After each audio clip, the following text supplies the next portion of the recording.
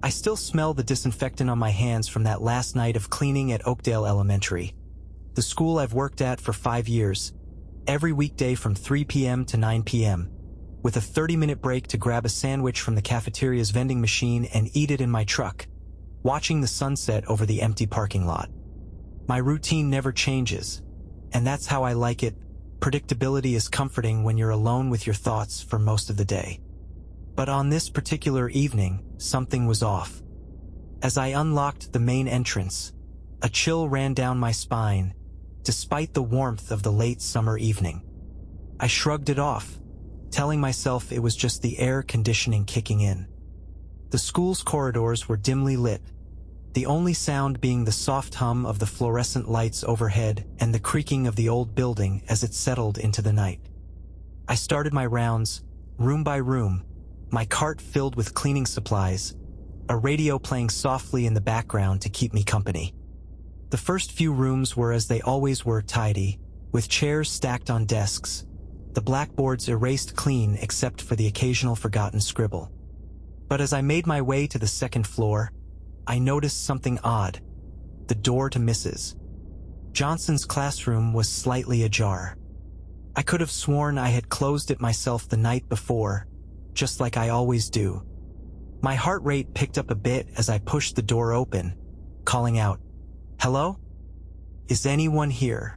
The room was silent, except for the faint sound of a pencil rolling off a desk. I approached the desk, and that's when I saw it. A piece of paper partially torn, with a crude drawing of the school's layout, several rooms circled, including the one I was standing in. It sent a shiver down my spine, but I tried to rationalize it. Maybe one of the kids had left it behind, or perhaps it was a prank by one of my coworkers.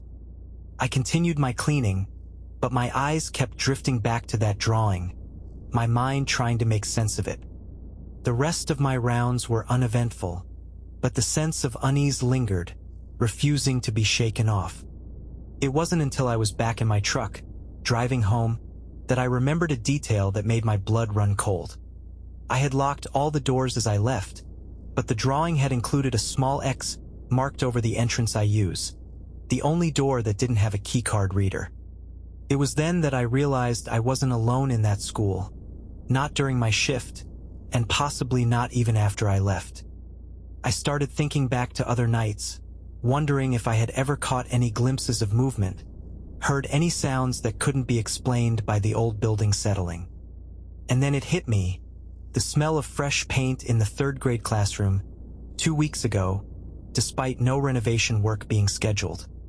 The sound of children laughing faintly when I was cleaning the gym, even though the school had been empty for hours. The light in the library that was always left on, no matter how many times I turned it off. Each incident on its own seemed insignificant, but together they formed a pattern that terrified me. I'm writing this at 3 a.m., my heart still racing from the realization. I've tried to convince myself it's all in my head, but I know what I've seen, what I've heard. And I know I'm not the only one who's noticed. The question is, who or what is it that's watching me, and what do they want? I've quit my job, but the memory of those nights, the feeling of being watched, it follows me.